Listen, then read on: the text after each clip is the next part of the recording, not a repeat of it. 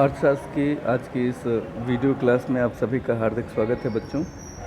अर्थशास्त्र में सांख्यिकी का क्या महत्व है, इसकी पड़ताल करेंगे हम आज के इस अध्याय 3 में।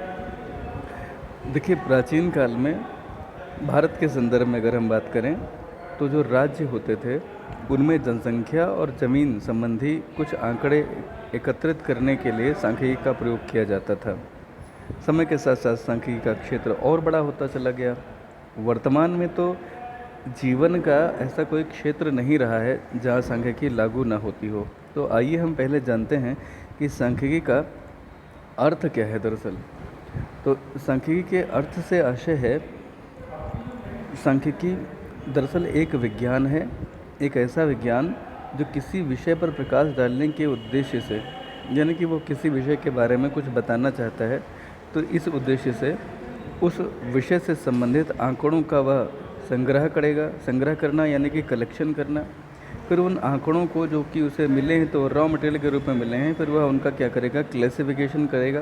क्लासिफिकेशन का मतलब होता है कि गुणों के आधार पर एक जैसे गुणों की जो आंकड़े हैं उनको एक जगह रख लेना, अलग अलग गुणों के आंकड़ों को अलग अलग रख लेना, यही वर्गीकरण कहलाता है। तो आंकड़ों का संग्रह करना, उनका वर्गीकरण करना, फिर उनको सही से प्रदर्शित करना, प्रेजेंटेशन करना, और फाइनली उनकी व्याख्या करना। जब आप उसकी सांख्यिकी में उसकी व्याख्या कर रहे होंगे तो दरअसल आप उसके विषय पर प्रकाश डाल रहे होंगे, यानी कि उसके बारे में अपनी राय व्यक्त कर रहे होंगे। दरअसल सांख्यिकी का ये जो शब्द है, ये अंग्रेज़ी भाषा के एक शब्द से बना है जिसको हम स्टैटिस्टिक्स बोलते हैं। क्या बोलते हैं? स्टैटिस्टिक्स। ठीक है। और स्टैटिस्टिक्स शब्द की स्पेलिंग को अगर आप ध्यान से समझें, देखें, तो आप यह पाएंगे कि ये स्टेट से बना है। स्टेट स्टिक्स कह लीजिए। स्टेट का मतलब होता है राज्य। इसके बारे में हम अभी आगे और डिटेल में जानेंगे, लेकिन स्टैटिस्टिक्स का मतलब होता है कि वह व्यक्ति जो स्टेट्समैन है उसके द्वारा जो भी नियम, सिद्धांत, तौर तरीके अपनाए जाते हैं, हम उनका प्रयोग, उनका वर्णन, उनका अध्ययन करते हैं स्टेट्स के अंतर्गत। तो ये तो अंग्रेज़ी के शब्द का रहा। अंग्रेज़ी का ये जो शब्द है स्टैटिस्टिक्स, कहा जाता है कि ये लैटिन भाषा के स्टेटस से बना है, या इटली की जो भाषा है इटालियन, उसके स्टैटिस्टा से बना है। जर्मनी में इसको स्टैटिस्टिक बोलते हैं। इसमें सी की जगह के होता है। जर्मनी में, जर्मन भाषा में इसे स्टैटिस्टिक बोला जाता है। इन सभी शब्दों का अगर हम अर्थ जानना चाहें तो सामान्य अर्थ होता है राजनीतिक राज्य, पॉलिटिकल स्टेट। सारे शब्दों का एक ही मतलब है। अतः हम ये कह सकते हैं कि सांख्यिकी का राज्य से, यानी कि स्टेट से बहुत गहरा संबंध है। सांख्यिकी की प्रथम स्पष्ट परिभाषा किसने दी थी? जर्मनी के एक विद्वान थे, नाम था गॉटफ्राइड एकेनवाल। इन्होंने 1749 में सांख्यिकी की स्पष्ट परिभाषा दी थी, और इसी वजह से इनको सांख्यिकी का जन्मदाता, फादर ऑफ स्टैटिस्टिक्स कहा जाता है। जैसे आपने पढ़ा था ना, अर्थशास्त्र के जन्मदाता कौन है? Adam Smith. सिमिलरली सांख्यिकी के जन्मदाता कौन है? गॉटफ्राइड एकेनवाल। 1749 में इन्होंने इसकी परिभाषा दी। तो आपने अभी तक जाना कि सांख्यिकी का सामान्य अर्थ होता है राजनीतिक राज्य। अलग अलग भाषाओं के अलग अलग शब्द सांख्यिकी को डिनोट करते हैं, जिसमें अंग्रेज़ी का शब्द है स्टैटिस्टिक्स, जो आपने पहले ही पढ़ लिया। लैटिन भाषा में इसे स्टेटस, इटालियन भाषा में इसे स्टैटिस्टा,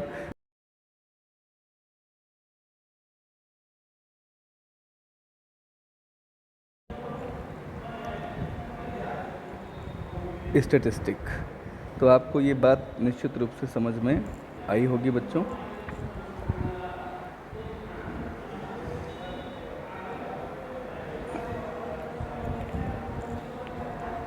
तो आइए अब हम ये जानने की कोशिश करते हैं कि सांख्यिकी के रूप कितने होते हैं। दो रूप होते हैं मुख्य रूप से। पहला रूप बहुवचन और दूसरा एक वचन। तो आइए जानते हैं कि बहुवचन के रूप में सांख्यिकी का अर्थ क्या है और इसकी परिभाषाएं क्या हैं। देखिए, प्लूरल मीनिंग में सांख्यिकी का अर्थ होता है समंकों से या आंकड़ों से, डेटा से होता है। समंक यानी कि डेटा, DATA। ठीक है। जो किसी विशेष क्षेत्र से संबंधित संख्यात्मक विवरण कहा जा सकता है। डेटा यानी संख्यात्मक विवरण, यानी कि संख्यात्मक सूचनाएं। तथ्य माने फैक्ट्स होता है, ठीक है। यानी कि न्यूमेरिकल फैक्ट्स या न्यूमेरिकल इन्फॉर्मेशन जब किसी भी क्षेत्र से संबंधित ले ली जाती है उसी को हम डेटा बोलते हैं, DATA। इसके उदाहरण हैं जैसे राष्ट्रीय आय, नेशनल इनकम, जनसंख्या यानी कि पॉपुलेशन, प्राइस लेवल, रोजगार का स्तर, पब्लिक एक्सपेंडिचर वगैरह वगैरह। इन सभी में क्या है, न्यूमेरिकल इन्फॉर्मेशंस शामिल होती हैं। तो ये तो आपने इसका अर्थ जाना। बहुवचन के रूप में सांख्यिकी की परिभाषाएं कुछ अलग अलग विद्वानों ने दी हैं।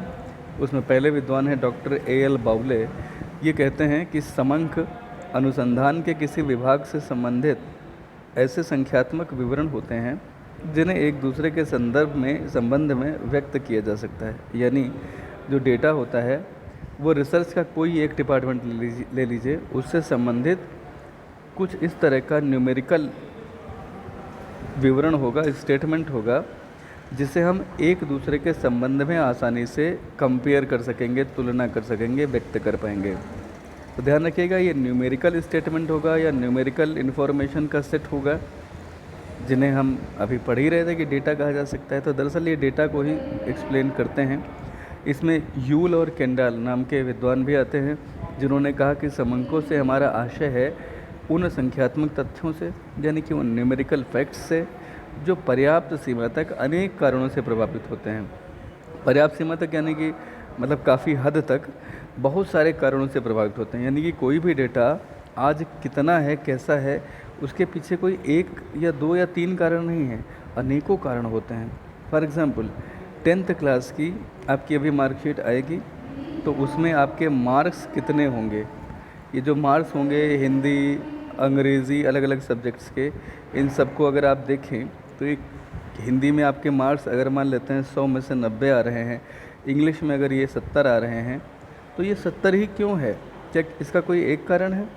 हो सकता है आपके पास किताब ना रहा हो सकता है आपके पास समय ना रहा हो सकता है आपका स्वास्थ्य ठीक ना रहा हो सकता है आपके स्कूल में अच्छे से पढ़ाई ना हो सकता है आपके स्कूल में बहुत अच्छे से पढ़ाई हुई हो।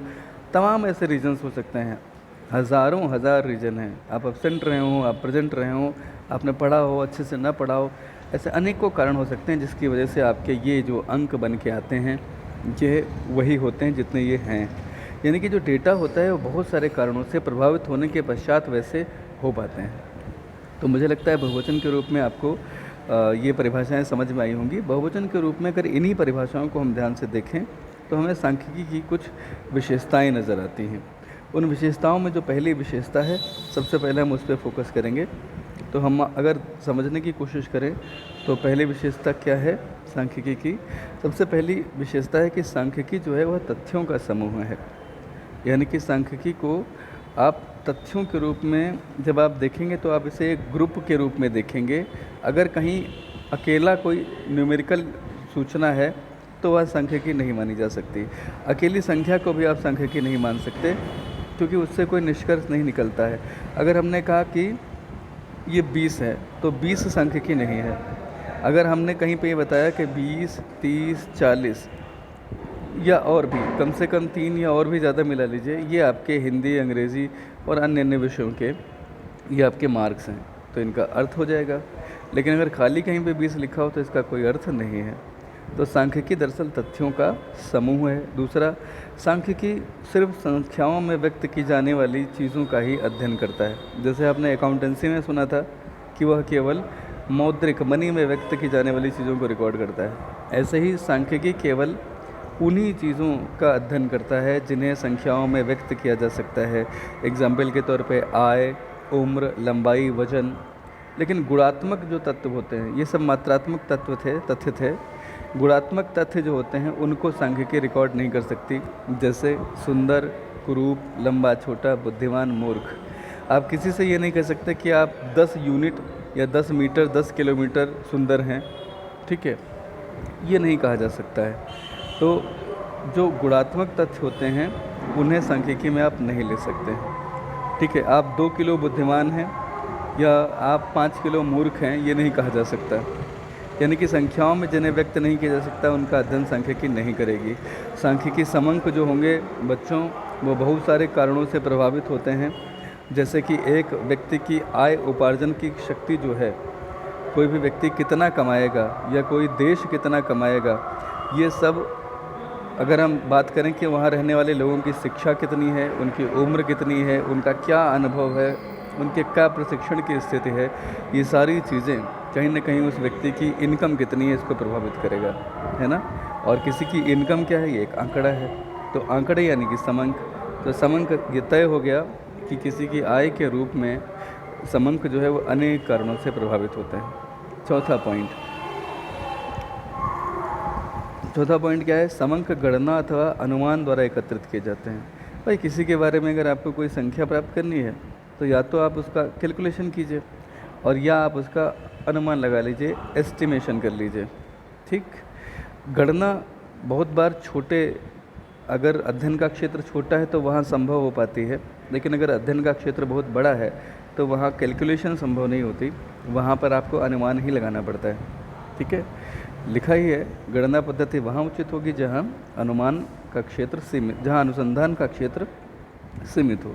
जैसे कक्षा में विद्यार्थियों की संख्या, इसकी आप गणना कर सकते हैं, लेकिन इसके विपरीत अगर आप अनुसंधान का क्षेत्र असीमित लेके चले हों तो वहाँ गणना संभव नहीं है, वहाँ अनुमान पद्धति यानी एस्टिमेशन मेथड अपनाया जाता है। जैसे किसी जनसभा में अनुमानतः 20,000 लोग आए थे। अब ये अनुमानतः ही बोल पाएंगे, आप इसे गिन करके नहीं बता सकते कि कितने लोग आए थे, क्योंकि उनका गिनना संभव नहीं, क्योंकि लोग एक तो स्थिर वस्तुएं नहीं हैं कि वो एक जगह पे स्थिर रहें, उनका मूवमेंट होता रहता है। तो एक बार व्यक्ति को आप इधर से गिनना शुरू किया आपने, उधर से वो निकल गया, तो ठीक नहीं गिन सकते, यहाँ अनुमान ही लगाया जा सकता है। समंकों का एक दूसरे से संबंधित होना, समंक एक दूसरे से जुड़े होते हैं जिससे कि उनके मध्य कंपैरिजन किया जा सके, तुलना की जा सके, तो उनका एक दूसरे से संबंधित होने की अनिवार्यता है। सुव्यवस्थित संकलन, समंकों का संकुलन आप वेल अरेंज वे में करते हैं, सुव्यवस्थित ढंग से करते हैं, तभी आपके आंकड़े विश्वसनीय हो सकेंगे जो आपको मिलेंगे, और सही निष्कर्ष पर वो आपको तभी पहुंचा सकेंगे। हमारा निष्कर्ष ये निकलता है, जब हमने अभी बहुवचन के रूप में सांख्यिकी की विशेषताएं पढ़ी तो हमने जाना कि सांख्यिकी समंक दरअसल संख्यात्मक होते हैं यानी न्यूमेरिकल होते हैं, लेकिन सभी संख्यात्मक तथ्य जो हैं वो सांख्यिकी नहीं कहे जा सकते। जैसे कि केवल 20 ये न्यूमेरिकल तो है लेकिन ये सांख्यिकी नहीं है, लेकिन जितने भी सांख्यिकी समंक के होंगे वो सब न्यूमेरिकल होंगे, ठीक है। केवल वही न्यूमेरिकल या संख्यात्मक तथ्य सांख्यिकी होते हैं जिनमें ऊपर बताई गई सारी विशेषताएं पाई जाती हैं, ठीक। अब बात करते हैं कि एक वचन के रूप में सांख्यिकी क्या है, तो इसे हम जानेंगे कल के वीडियो में बच्चों। आज के लिए इतना ही। आज आप जिन प्रश्नों के उत्तर लिखेंगे अपनी कॉपी पे वो क्या होंगे, आप सबसे पहले लिखेंगे कि सांख्यिकी से आपका क्या अभिप्राय है, यानी कि सांख्यिकी से आप क्या समझते हैं, उसके अंतर्गत आप ये उत्तर देंगे। फिर सांख्यिकी के विभिन्न रूपों का वर्णन कीजिए। तो आपको जो प्रश्न लिखना रहेगा वो लिखना रहेगा सांख्यिकी के बहुवचन के रूप में सांख्यिकी का अर्थ, परिभाषाएं दीजिए। तो आप यहाँ पे बहुवचन के रूप में ये अर्थ लिखेंगे और फिर उसके बाद में परिभाषाएं देंगे। इसके बाद में फिर आपको तीसरा प्रश्न लिखना रहेगा बहुवचन के रूप में सांख्यिकी की विशेषताओं का वर्णन कीजिए, जिसके अंतर्गत बच्चों आप ये सारी विशेषताओं का वर्णन कर देंगे और निष्कर्ष सहित लिखेंगे, ठीक है। यहाँ तक आपको इन 3 प्रश्नों के उत्तर लिखने रहेंगे। कल हम पढ़ेंगे एक वचन के रूप में सांख्यिकी का अर्थ एवं परिभाषाएं। इसकी एक प्री रीडिंग करके आइए। कल के वीडियो को देखने के लिए बहुत बहुत धन्यवाद। वीडियोस देखते रहें, अच्छे लगें अगर आपको ये वीडियोस तो अपने दोस्तों के साथ इन्हें साझा कर सकते हैं। अगर आपको ये वीडियोस अच्छे लगते हैं तो आप चैनल को भी सब्सक्राइब कर सकते हैं, लाइक कर सकते हैं। आपके लाइक्स और आपकी कमेंट्स जो होते हैं वह हमें प्रेरित करते हैं कि हम आप तक और अच्छे वीडियोस पहुंचा सकें। तो आपका समर्थन मिलता रहे। आपका समर्थन यही है कि आप इन वीडियोस को देखें और इनसे ज़्यादा से ज़्यादा सीखें। बहुत बहुत धन्यवाद।